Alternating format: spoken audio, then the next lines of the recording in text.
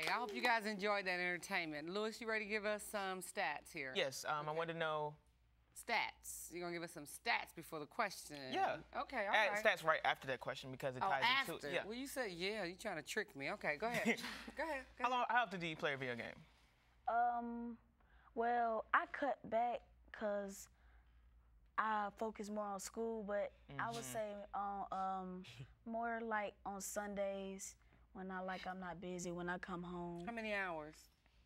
About an hour or so. An hour. 30 minutes. Okay. How often do you think the average video game player plays per week? Well, how many hours? Doctors' research, they say that for males, the maximum time of playing video games is like 13 hours, and for females, it's 5 hours. So how unproductive. You researched that. That's like your whole day. Go ahead, Steph. Go ahead. That's just like, kind of, to me, 13 hours of playing video games kind of irresponsible. Like, could you find something else to do with your time? And like, is that like a week or a month? Yeah. Oh, 13 hours a week? Yes. Oh, I thought you meant in a day. Yeah, I think you meant in a day. That's like a waste of your 13 time. hours a week. I think I actually may have done that once. Well, the national average in America is 8 hours a week. Okay. Okay. Is that do you think I that's too much? think that's reasonable. If that's what you do in your spare time, that sounds reasonable. That's that's like an hour, a little over an hour a day. That's not so bad. 7 days so a week. you mean to tell me that in the course of your day, you actually set aside an hour to play a video game? You have to cognitively walk into a room or anywhere, open a door, take some steps, pull out a chair, sit down, turn on the computer, log on, whatever. There's a lot of steps taking place for you to get to this 1 hour day to play a game. I do think that's a waste of time. 1 hour day on a game? Yes, I do. That has a very profound impact over a period of time. I can see the influence. Doesn't that cut in on your study time and? Yeah. Because, I mean, if you think about it, school takes up 7 hours of your day, and when you get home, it's like 4, something like that. You take an hour, right? And for you guys, it's probably later than that, because most of you are so involved in community stuff or after school or in school. Sports or, right. How if you're playing something like SAT prep? SAT prep video game, that's awesome. Is there a video game? SAT For the prep? iPod, you can download a game that's called SAT Prep by Kaplan, 2008. I like that game. Yeah, I do too. Yeah, we can play that one. Yes, yeah, now that's a good game. And it gets you prepared for the SAT. Of course, it doesn't give you exact questions, but it's good practice. Yeah. It's very good practice. If you have educational games like computer games, it's a game. That's a good point. Kaplan does. But like people are worried about the hours, but if you're doing hours and still studying on an educational game, then there's no problem with that. That's a good point. Well, how many teams do you know play educational games? Right. Well, I play educational games. Every day after school, every day after school, my mama, me and my mother go on the computer, and and we do the ITBS testing online and CRCT because of what, Joseph? I bet he doesn't have not one educational game on that PSP. Sure don't. Exactly. That sure don't. And did you count the hours with that too? He was like, okay.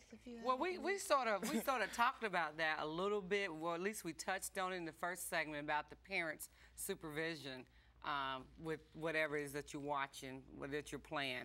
How involved are your parents in that process? My mom doesn't. I know your mom is. My mom doesn't like when I play so much. Like, she's okay with me playing video games, and so is my dad.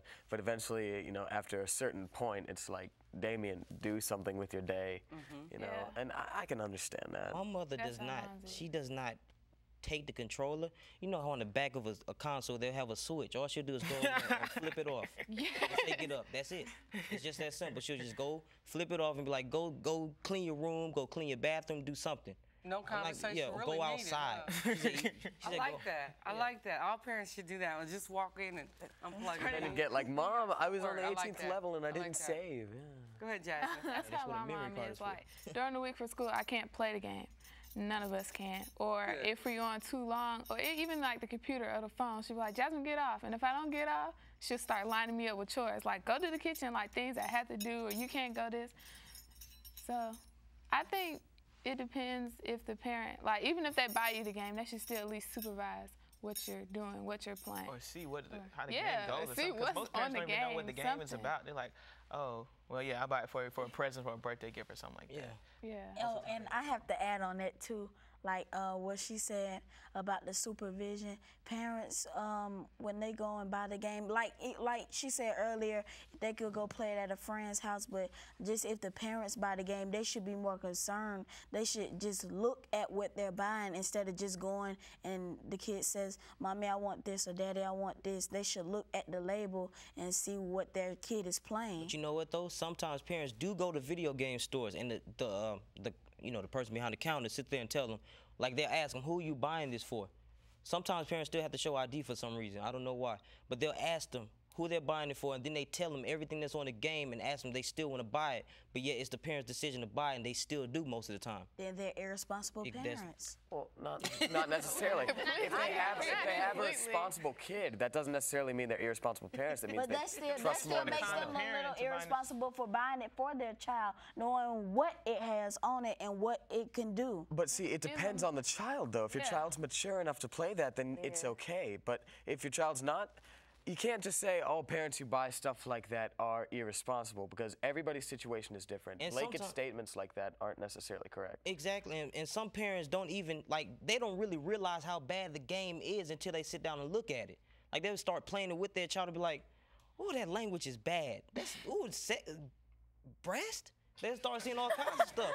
They'll start seeing, they don't really, it seems like you can blankly buy something. Like when you buy a CD, you can see that parental advisory explicit content label on the bottom by the RIAA, but you don't pay attention to it because if you like that artist, you just go there and buy it for your child. Most people just look past the product. They just buy it. You know what I mean? True. I mean, you're not exactly irresponsible. You're just blank-minded to it because you had the money to buy it at that time. But I'll always let my parents know what's on the game. I'll just be like, guys, this game is rated mature. I'm going to tell you why. I don't either. Like you go to a video game store, I want that game right there. They buy it, and then you try to hush the person up from behind the counter. You're like, that's not what it is. That's not what it is. Mom, you gotta play it with me. And if you say play it with me, then she'll, okay, whatever. I do it when I have the time. Yeah. Oh, she doesn't care. Now everybody knows. But she I know when I have a son. You guys walk into the store with the intent to deceive your parent. You already have a plan. Is that what we'd understand? So if you're trying to deceive your parent, you already know that game is inappropriate for you. And we go ahead and establish that. I don't think parents are dumb enough so where you're able to sneak a X-rated tape past them. I think this would be a good time to have some powerful words from the street or some man on the street, somebody on the street tell us something better than what we're saying. Let's go ahead on and have some footage from, oh, Jesus, where am I going with this? Man on the street, word on the street. Get me through this show. Word on the street. On the dilly. All right, that's where I want to go. On the dilly side, okay. Let's go ahead on, and we're going to have some interviews from Word on the Street. Man on the street. Word on the street. What's the word? Okay. We're going to try this one more time. Here we go.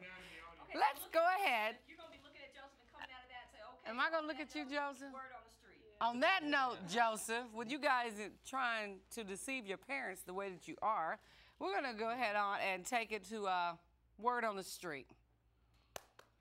Darn it, what you clapping for?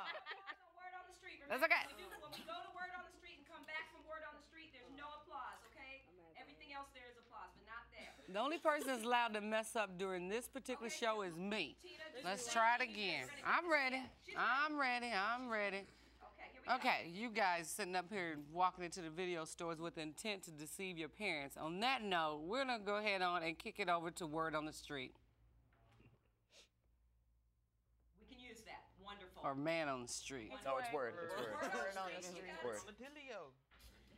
See, Brud first named this Man on the Street. Then you guys changed it to Word on the Street. I remember that. That's why it sticks with me. Gender.